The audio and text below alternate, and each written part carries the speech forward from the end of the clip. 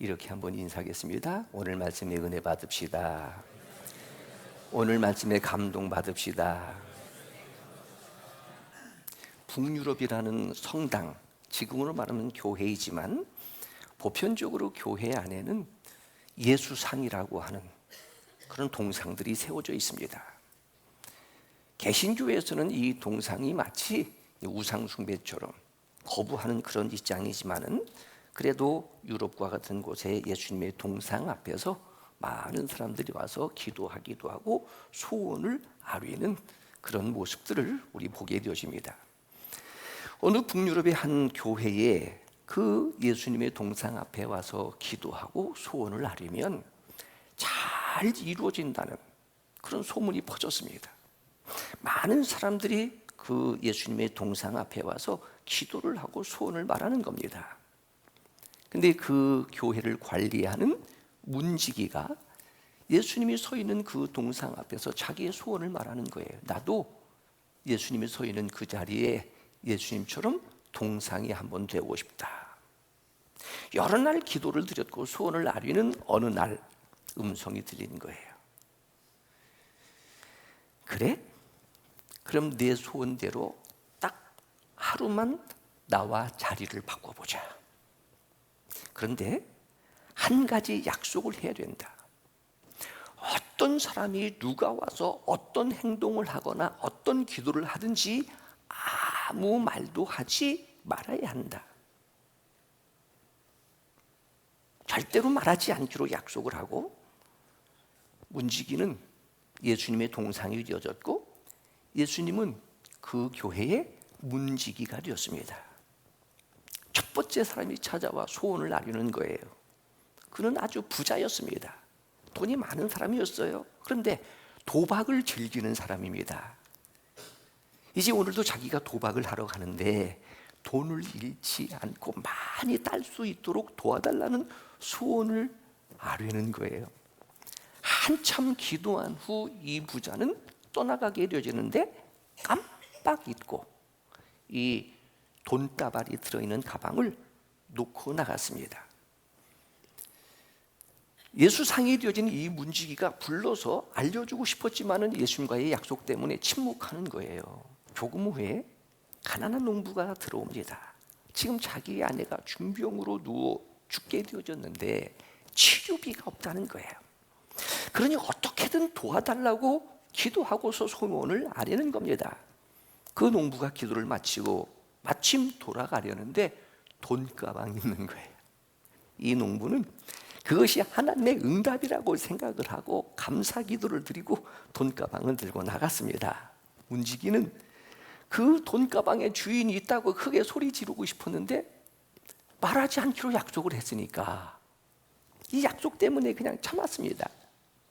세 번째 또 기도하러 온 사람이 있었어요. 배를 타고 먼 나라로 날아가는 청년이었는데 이 청년은 안전을 위해서 기도하러 온 거예요. 이 청년이 막 기도를 시작하는데 갑자기 예배당 문이 열리면서 돈가방을 놓고 간 이 부자가 누가 내 돈가방을 가져갔느냐고 다짜고짜 기도하는 이 청년의 멱살을 붙잡고 빨리 돈가방을 내어놓으라고 으름장 부르면서 다투는 거예요. 청년은 이게 도대체 무슨 행패냐고 나는 도무지 알지를 못한다고.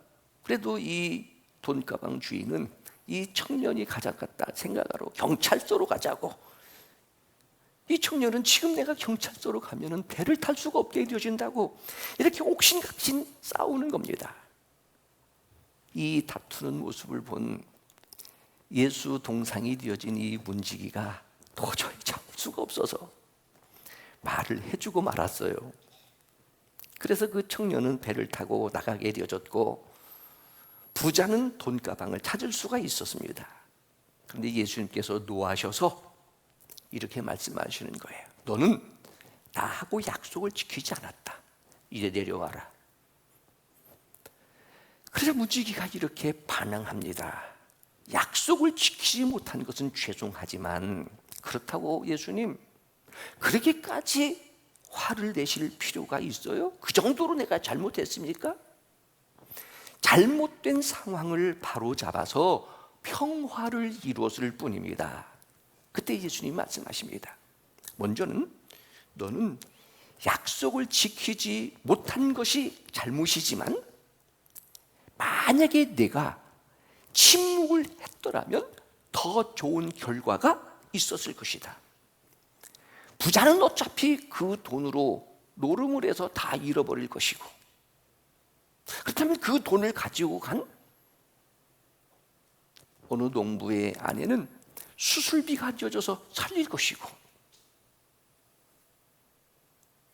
배를 타고 나가야 된다는 청년을 그대로 두었더라면 경찰서로 끌려가고 재판을 받듯이 해서 그 청년은 지금 살아있을 것인데, 네가 그 사건에 개입함으로 청년은 배를 타게 되어졌고 그 배는 바다에 침몰하여 죽게 되어졌고, 돈 많은 부자는 노름에서 다 돈을 탕진하게 되어졌고, 그 농부의 아내는 결국 수술을 받지 못해 죽었다. 예수님께서 말씀하시는 겁니다. 내가 침묵으로 일하는 이유를 이제는 알겠느냐? 내가 그렇게 몸부림치고 하나님 앞에 기도해도 아무런 응답이 없어요. 음성이 들리지 않는 거예요. 개인적으로 예수님께 대한 매력 중에 하나는 그분이 무리를 걸어갔다, 병든 자를 고쳤다, 오병이의 기적을 일으켰다, 유명한 산상보훈을 말씀하셨다 하는 것보다도 나는 그렇게 할 수가 없으니까 따라가고 싶은 주님에 대한 매력. 첫째는 기도하는 모습이고요.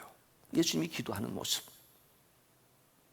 기적을 일으키고 막 사람들에게 우리의 왕이 되소서, 우리의 왕이 되소서 할 때도 예수님 한적한 곳에 가서 기도하시고, 십자가라고 하는 처절한 고통 속에서도 예수님 세상을 원망하지 않고 내가 꾸준히 이 세상에 내려왔다고 하지 아니하시고 땀방울이 핏방울이 되듯 겟세마네 동산에서 여기 있어 다 기도하고 올게.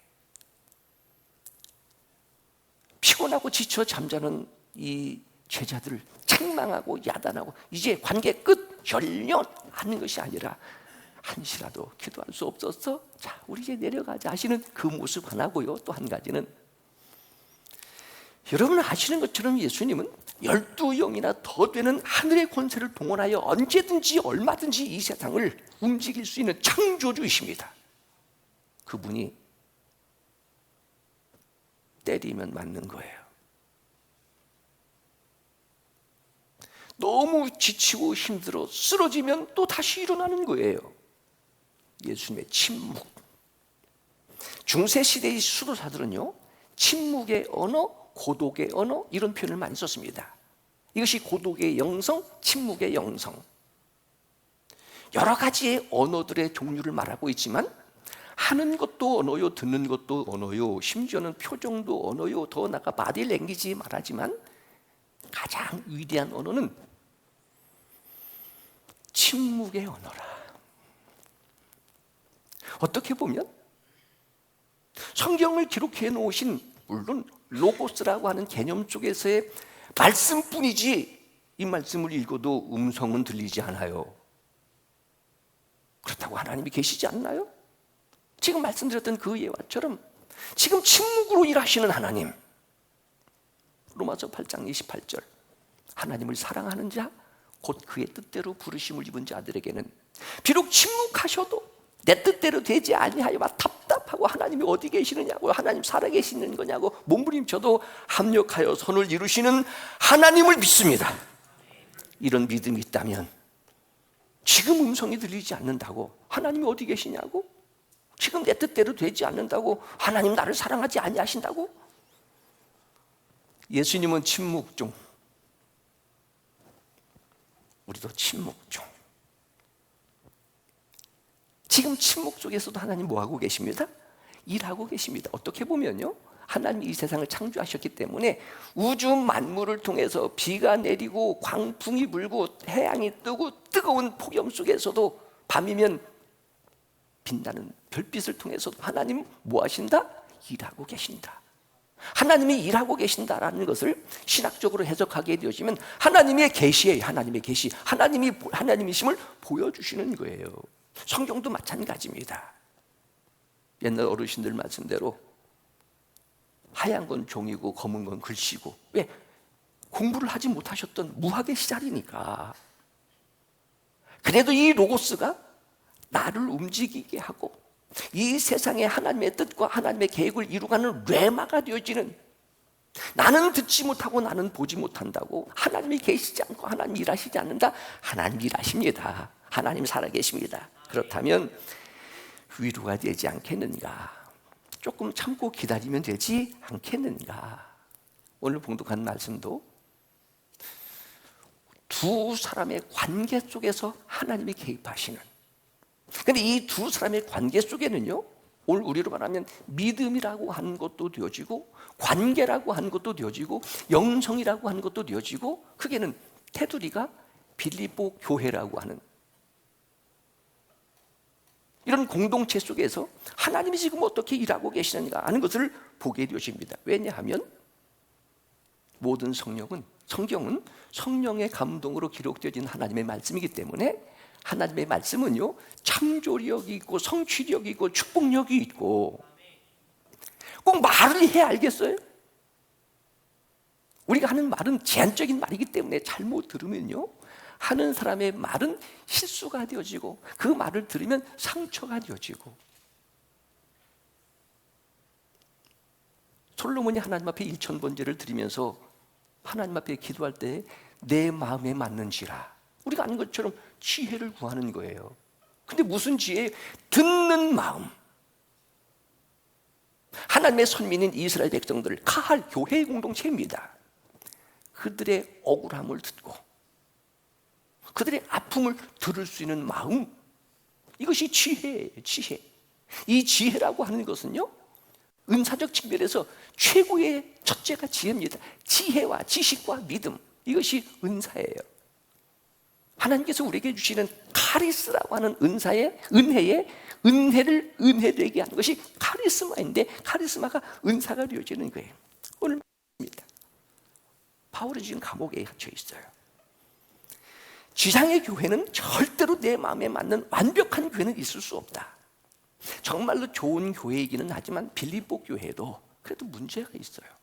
4장에 보게 되어지면 그래도 여성들 간의 갈등도 있구나 하는 것들을 알게 되는데, 믿음의 아들인 디모데를 통해서, 복음의 동역자인 디모데를 통해서 빌립보 교회 성도들이 어떻게 지내는지, 이 무더운 폭염에 어떻게 지금 예배를 드리고 신앙생활을 하고 있는지를 알아보고, 그래도 믿음 지키고 교회하는 성도들을 통해서 뭐 받고 싶어요? 감옥에 갇혀 있었던 이 바울이 19절에 보니까 위로받고 싶은 거예요.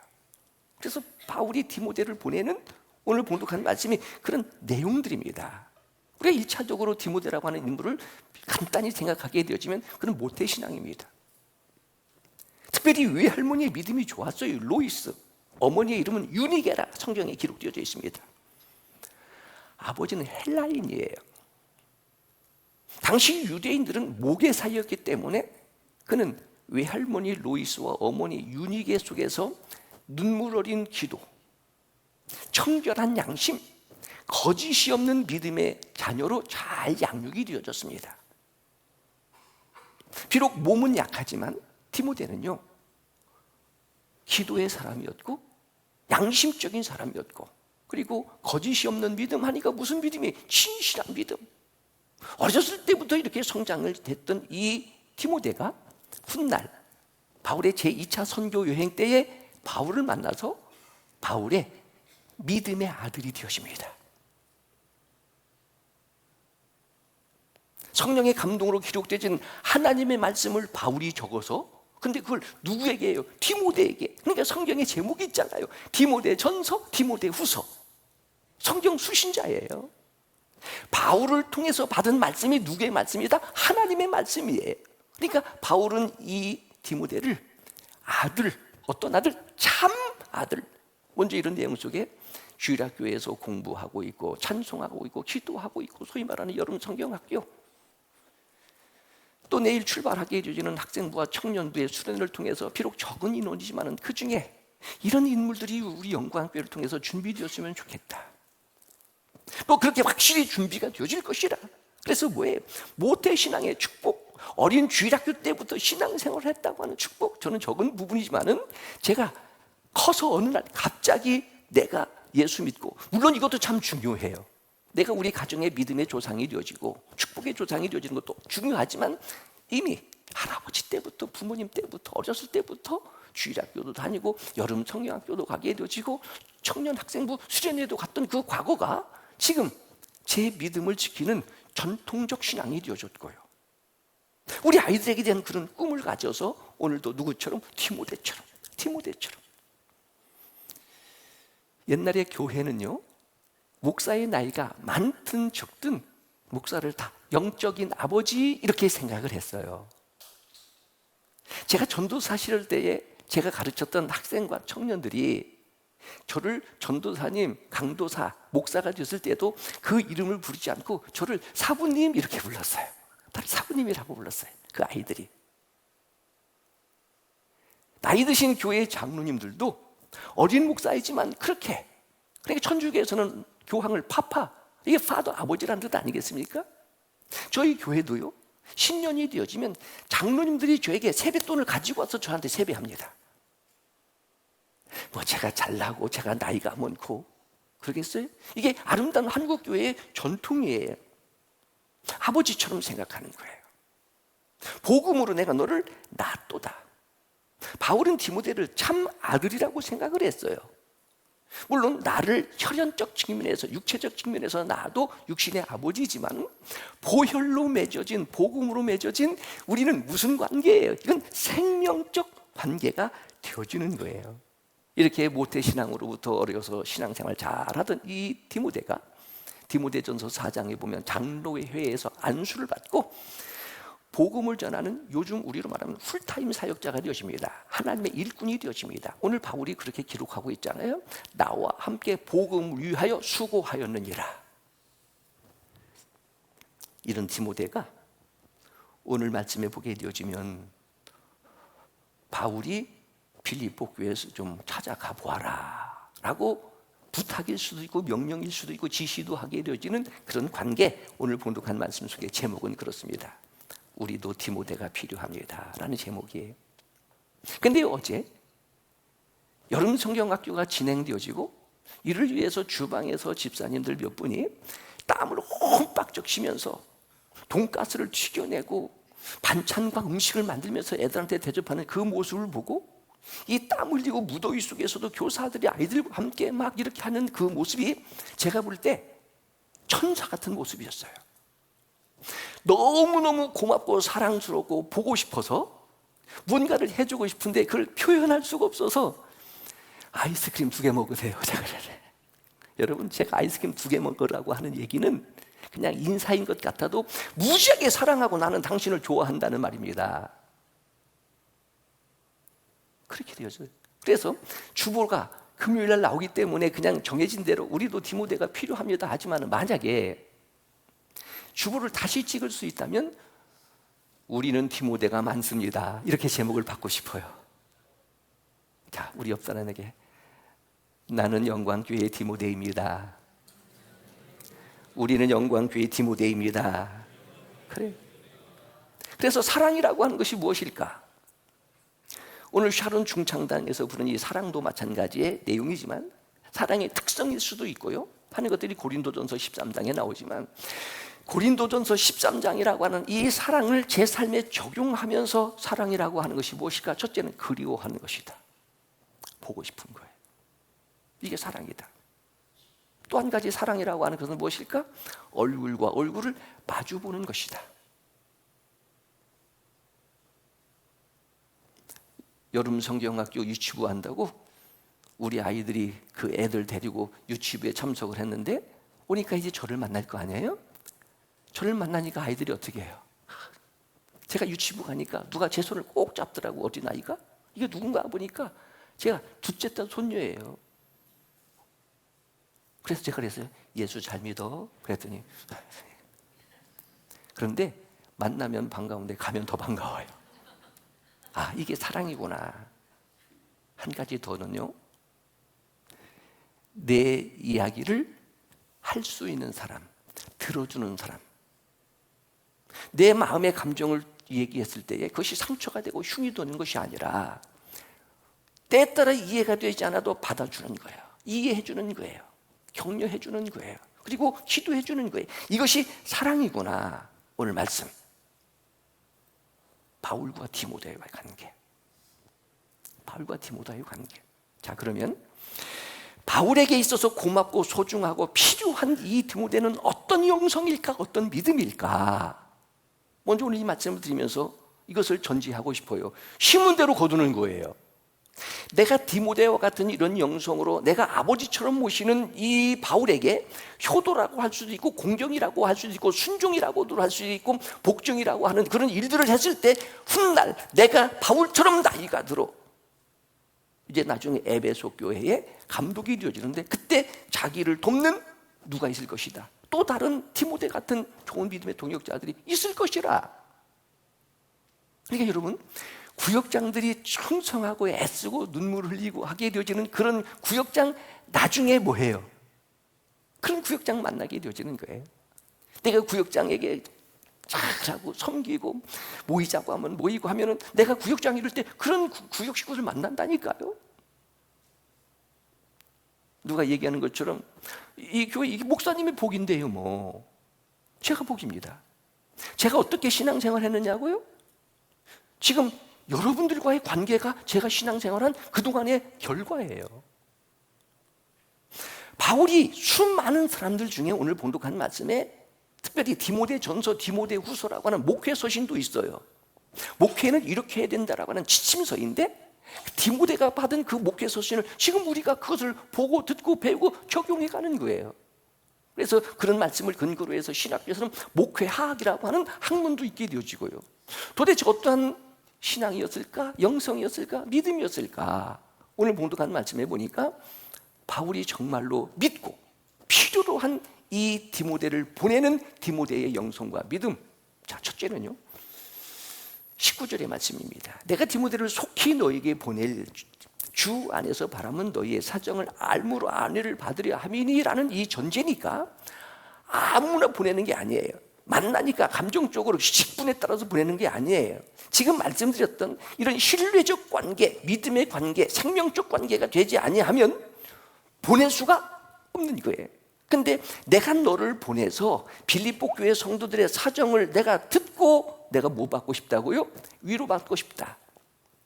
그러면 어떤 이야기를 어떻게 전해줄지는 모르지만은 믿고 보내는 디모데는요 20절 이는 뜻을 같이하여 너희의 사정을 어떻게 생각한다고요? 진실되게 생각한다. 말씀드렸습니다.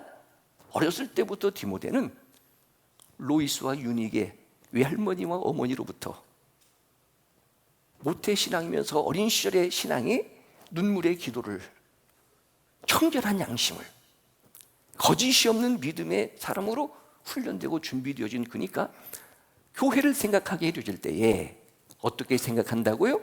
진실하게 생각한다. 진실하게. 근데 무엇을 같이 하고? 뜻을 같이 하여. 여러분, 바울의 가치관, 우리가 잘 아는 것처럼 로마서 7장 14절과 같은 경우 혹은 14장과 같은 경우에 보게 되어지면 살아도 주를 위하여 살고 죽어도 주를 위하여 죽고 하는 것이 바울의 가치관이에요. 그렇다면 디모데도 역시 믿음의 아들이니까 같은 가치관, 같은 뜻. 어떻게 생각도 다르고 세대 차이가 엄청납니다. 사실은요 디모데와 바울과는 세대 차이가 있어요. 그런데 어떻게 뜻이 같아요? 요즘도 내가 낳은 자식하고 뜻이 같아요? 같이 사는 부부하고도 뜻이 같아요? 결코 쉽지 않습니다. 근데 뜻이 같다라고 하는 것을 지난주에 말씀드린 것으로 생각하게 되어지면 너희 안에 이 마음을 품으라 곧 그리스도 예수의 마음이니. 뭐예요? 예수의 마음. 그것이 뭐예요? 겸손한 마음. 하나님인데 하나님으로 취할 것으로 여기지 아니고 자기를 비워 종의 형체를 가져 심지어는 십자가에 못 박혀 자기 자신을 죽기까지 복종하신 예수 그리스도. 그러니까 바울이 그렇게 살았다면 바울에 의해서 믿었던 또 믿음의 참 아들이 되어지는 디모데도 살아도 주를 위하여 살고 죽어도 주를 위하여 죽고 뜻이 같다라고 하는 것을 바꿔 말하게 되어지면 가치관도 같고 인생관도 같고 생활의 패턴도 같고 모든 형식이 다 같은 거예요. 그러니까 디모데가 설교하는 것을 들으면은 누가 설교하는 것 같고요? 바울이 설교하는 것 같고, 바울을 보면 또 누가 생각이 나고 디모데가 생각이 나게 되어지고, 현대적 표현으로 말하면 바울은 디모데는 바울의 아바타가 되어져요. 우리가 1414 번지 입당하게 될 때, 제가 서울에 있을 때 교회 목사님이 오셔서 입당 예배를 드리셨고, 지나고 이제 먼저 세상을 떠났지만, 만약에 제가 어떤 교회에서 신앙생활을 했었고 저를 지도해 준 목사님은 어떤 분이시고 하는 것을 알려면 저를 보면 압니다. 그분을 만나지 못했지만, 근데 지금도 그분을 알고 있고 그분을 그리워하는 서울에 있는 교회 목사님들은요, 제가 설교하는 것이 꼭 돌아가신 양 목사님과 똑같다는 거예요. 속으로는 같은 양씨니까 그렇지. 저는 다른 교회 가서 전도사 생활을 해보고 뭐 해본 적도 없어요. 그냥 한 교회에서 그냥 7, 8년, 10년 거기에서 사랑하는 아내도 만났고 거기에서 애들 낳고 한 교회에서만 있다 보니까 이 교회 저 교회를 다니지 못한 것이 뭐 이것이 어떻게 보면은 좀 섭섭함인지는 모르겠지만 그래도 자랑스럽습니다. 왜? 그 교회에서 보고 배운, 그러니까 제가 설교하는 것을 보면요, 그 교회 목사님이 설교하는 것과 똑같아서 그 목사님이 돌아가시고 난 다음에 교회에 찾아오기도 했었고요. 저희 교회 홈페이지에 있는 성경이 제 설교를 올리는 것은요, 우리 교인들은 보지 않습니다. 그쪽 교인들이 한두 명이 볼 수 있고 총회 목사들이 보는 것이지 우리 교인들은 안 봐요. 왜? 별것 아니니까. 부존자전, 뜻이 같다. 그런데 진실이 생각한다라고 하는 것이 예수님의 어법, 예수님이 말씀하시는 그 어투에 의하면 아멘 아멘이잖아요. 내가 진실로 너희에게 이르노니, 모든 것들을 긍정적으로 생각하는 거예요. 부정적인 단어가 아닙니다. 진실로라고 하는 것은 서로 유익이 되고 덕이 되고 위로가 되고 그렇게 생각할 자를 보내는 거예요. 그러니까 부정적인 사람이 가게 되어지면 아무리 착하고 좋아도 그거 부정적으로 보고 하지 않습니다. 우리가 아는 것처럼 12명의 정탐꾼들이 40일 동안 정탐하고 돌아왔을 때에 부정적인 생각을 갖고 있었던 사람들은 전부 다 이게 메뚜기 컴플렉스에 걸리는 거예요. 우리는 메뚜기입니다. 그러나 긍정적이었던 여호수아와 갈렙만큼은 하나님이 함께 하시면 그들은 우리의 밥입니다. 이런 용기의 자신감. 디모데는 바울과 뜻을 같이 하는, 그러니까 바울의 뜻은 뭐예요? 이방인의 사도예요. 빌립보 교회가 성장됐으면 좋겠어요. 화목했으면 좋겠어요. 행복했으면 좋겠어요. 예수 잘 믿고 예배를 잘 드렸으면 좋겠다고 하는 것이 바울이 최초로 유럽의 교회 빌립보 교회에 대한 뜻이에요. 디모데도 마찬가지. 그리고 그 교회에 대하여 진실이 생각할 자, 이런 자가 필요하다. 이런 자이기 때문에 보내게 되어지는 거예요. 오늘 말씀이 바로 그런 겁니다. 여러 가지로 이 디모데의 영성과 믿음을 소개할 수 있겠지만은 예수님께서 말씀하셨던 제자도, 저는 이걸 많이 생각해요. 제자도 누구든지 나를 따라오려거든 자기를 부인하고 제 십자가를 지고 나를 쫓을 것이니라. 이렇게 되지 아니하면 누구와도 화합이 될 수가 없고요, 은혜가 될 수가 없고요, 진실할 수가 없고요. 말씀드린 것처럼 성경에 기록되어진 바리새인들처럼 신앙생활을 하면 굉장히 잘하는 겁니다. 어느 교회에서 3년 5년만 되면 그 정도 되어지면 장로 돼요. 그런데 예수님, 이 독사의 자식들아, 회칠한 무덤과 같은 못된 놈들 저주하시고 책망하신 이유가 뭐예요? 외적으로 보게 될 때는 외식하는 바리새인들, 남들이 보게 될 때는 신실하다, 주일도 잘 지키고 11조도 하고 봉사도 하고 헌신도 하고 충성도 하는데, 주님은 이 독사의 새끼들, 회칠한 무덤과 같은 속은 썩은 무덤이 있는 거예요. 겉만 회를 칠해놓은 거예요. 왜 그러셨을까? 자기의 의를 위하여, 자기의 의를 위하여 신앙생활을 하다 보니까 그렇게 하지 못하는 사람들에 대한 비교로 정죄하는 거예요. 너 장로가 그 정도도 못해? 10년 다녔는데 그 정도도 못해? 정죄하게 되어지니까 이게 네 의를 위하여.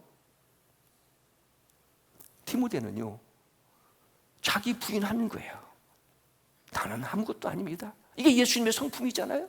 하나님이신데 나 하나님 아니라고 자기를 비워서 종의 형체를 가지시고 십자가에 못 박혀 죽기까지 자기 부인하는 거. 그러니까 바울에게 필요한 사람이 디모데. 빌립보 교회에 파송하면서 그쪽에 형편의 사정 좀 알아보아라라고 하는 것은 바꾸어 말하면요, 격려하고 위로하고 칭찬해서 예수 잘 믿고 예배 잘 드리는 교회가 되어지고 교회가 성장할 수 있도록 그렇게 메신저로 보내게 되어지는 이 디모데의 영성은 진실한 사람이었다. 진실한 사람이었다. 한 가지 더는요, 21절입니다. 그들이 다 자기의 일을 구하고, 그러니까 여러분, 지금 하는 일들이 자기의 일이에요? 자기의 일이라는 증거는요, 하면서 기분 나쁘고 상처받는 거예요. 왜 안 알아주느냐는 거예요. 그리스도의 예수의 일을 하지 아니한다. 그것 구하지 아니한다. 바꿔 말하면 디모데는요, 우리가 현상적 측면에서 보면 지금 내가 내일 하는 거예요. 목사가 지금 내일 설교하는 거예요. 이 교회가 내 교회고 지금 내가 내 일을 하고 내가 직업적으로 일을 하게 되어진다면 여러분, 교회의 이익을 위해서 해야 됩니다. 헌금하고 11조하고 목사 말 잘 듣고 순종하는 사람들만 모여야 되는 거예요. 반대하고 헌금도 하지 않는 사람들은 다 정리하고 새롭게 시작해야 되는 거예요. 내 일이면 그렇게 되어주는 거예요. 자기의 이익, 왜? 교회의 이익이 되어야 되고 나에게 이익이 되어야 되니까. 근데 내 일이 아니고 이게 누구의 일이다고요? 하나님의 일이라고요. 하나님의 일. 여러분이 내 사람이 아니라 하나님의 사람이라고요. 하나님의 사람이지만 이렇게 신앙생활을 해야 된다고. 어떻게 보면 보냄을 받아 이 교회의 목사의 역할, 기능, 이게 설교하는 일을 포함한 모든 목양이 누구의 일이라고요? 하나님의 일이니까. 그러니까 잘하는 사람들에게 대해서는 고마운 마음이 들지만 혹시 그렇다고 해서 미워하고 뭐 없어도 돼, 안 나와도 돼, 그렇지 않은 거예요. 왜? 내 사람이 아니라 어떻게 이른 양한 마리를 찾으셨던 그 갈급한 심령을 갖고 계신 예수님의 심정으로 내가 좀 참고 내가 좀 손해보고, 그래서 신앙생활 잘하여 누구와 관계, 목사의 중매를 통해서 신앙생활로 하나님과의 관계. 근데 디모데는요, 예수의 일을 하는 그것이 22절에 보게 되어지면 자식이 아버지에게 함과 같이 나와 함께 복음을 위하여 예수의 일에 수고하였느니라. 22절. 그러니까 자식이 아버지에게 함과 같이. 그렇다고 여러분, 자식과 아버지와의 관계니까 그냥 아버지 이렇게 하면 안 되는 것이지만 마음속으로 누구는 친정아버지 같기도 하고, 옛날에는요 친정아버지가 뭐요, 오빠라고 해야지, 이런 생각도 좀 가졌는데 이제는 그렇게 되더라고요. 디모데, 예수의 일, 나와 함께. 지금 디모데는요 자기가 혼자 가는 거예요, 빌립보로. 왜? 바울은 감옥에 갇혀 있으니까. 근데 바울의 말을 듣고 순종하여 가는 이 디모데를 나와 함께. 그런데 여러분, 이게 신앙적인 원리예요. 성경은 성령의 감동으로 기록되어진 말씀이지만 관계적 측면에서는 나와 함께, 바울과의 함께지만 이 일이 예수의 일이라면 누구와 함께? 하나님과 함께. 이게 우리의 전통적 해석입니다. 수고하였느니라. 나와 함께. 그런데 어느 날 갑자기 만나서 내 믿음의 아들이 되어지고 나와 함께 복음을 위하여 예수의 일에 수고하는 것이 아니라 연단이 필요하다. 여러분, 죄송해요. 가수원 시대에, 원내동 시대에, 1414번째 시대에 만났던 사람의 20년, 30년 되어진 사람과 지난주에 만난 사람과 똑같을 수 있어요? 그때 그 시절에 오랫동안 있었던 사람은요, 혹시 제가 실수를 해도 원래 우리 목사님 그렇지 않은 사람이라고 덮어주지만 처음 만난 사람은요, 우리 목사 원래 그래, 그렇잖아요. 그러니까 30년 함께 인생을 영광교회 공동체에서 지냈다는 이 고마운 사람들과 아름다운 추억 한번 만들겠다는 거예요. 제가 10월 달에 디모데는 바울에게 있어서 이런 사람이었고 이렇게 필요로 하는 그런 사람들이었다. 한 가지 더는요, 23절 24절의 말씀에 보게 되어지면 지금 바울이 감옥에 갇혀 있어요. 어떻게 될지를 몰라요. 사형을 받고 내일 모레 순교하고 죽을지를 모르고 석방을 될지 몰라요. 그러니까 내가 지금 어떻게 될지 이 형편을 알 수가 없으니까 내가 먼저 이 사람을 너희에게 가게 할 것이다. 나도 만약에 갈 수 있다면 내가 속히 가겠다. 요즘으로 말하면 메신저예요. 먼저 보내는 거예요. 여러분, 이게 일을 하는 조직 속에서 일을 하는 원리입니다. 예수님이 이 세상에 오시기 전에 6개월 전에 세례 요한이 먼저 왔어요. 나는 광야에서 외치는 자의 소리라. 나는 주의 첩경을 예비하는 자라. 나는 그분의 신들매도 풀 수가 없는 그런 연약한 자이다. 그리고 예수님이 오신 거예요. 그래서 가끔 구역장들의 모임 속에 구역장들을 먼저 보내는 거예요. 목사님들을 먼저 보내는 거예요. 장로님들을 먼저 보내는 거예요. 바울, 믿지 못하면 디모데를 먼저 보내겠느냐 하는 거예요. 내가 갈 수 없으니 먼저 가라. 우리 영광교회도 디모데가 많다고 말씀드렸어요. 이 뜨거운 날에 주차장에서 밀짚 모자 쓰고 주차하는 집사님들 다 영광교회에 필요한 디모데이다. 주일학교 교사로 수고하는, 주방에서 서고하는, 찬양대로 등등으로 수고하는 모든 분들은 교구장을 비롯해서 구역장 등등 다 우리 영광교회에 필요한 디모데이다. 그러나 조금 더 필요한 디모데가 있어야 한다. 그래서 준비되어지는 10명의 안수집사 후보자들, 권사의 40명 후보자들이 이제 직분을 받아서 그렇게 오늘 말씀 좀 시간은 갖지만 교회론적 측면에서 한 가지만 더 말씀드리고 싶습니다. 디모데가 이렇게 예수의 일에 연단을 받으면서도 헌신하고 순종하는 이유가 뭐예요? 누구를 위하여 하는 거예요? 바울을 위하여 하는 거예요. 바울을 위하여 하는 것이 디모데에게는 누구에게 하는 일이다? 하나님께 하는 일이라는 신앙적인 원리. 집사, 장로, 권사 되지 않아도 예수 믿고 교회 다니고 예배 드리는 데는 전혀 지장 없습니다. 어떻게 보면요, 그런 직분이 없는 여러분들이 더 편안하게 신앙생활 할 수 있어요. 내가 어쩌다가 그냥 장로가 되고 안수집사가 돼서 교회 비 오면 이거 고쳐야 되고, 이 더우면 이거 관리해야 되고, 일찍 와야 되고, 이렇게 열심히 해도 목사가 고맙다고 말 한마디 하지 않냐고 당연하게 되어지는 것처럼, 그래도 교회 안에 장로, 권사, 안수집사라는 구역장이라는 교구장이라고 하는 교사라고 하는 직분이 필요한 이유는 제가 해야 할 일들을 그렇게 하지 못하니까 저를 돕는 필요한 좋은 동역자들이에요. 이게 대결 구도가 아니라 저에게는 여러분들이 정말로 고마운 사람들인 거예요. 이런 관계가 오늘 바울에게 필요한 디모데라. 디모데와 같은 고마운 필요한 좋은 동역자가 되어주시지 않겠습니까?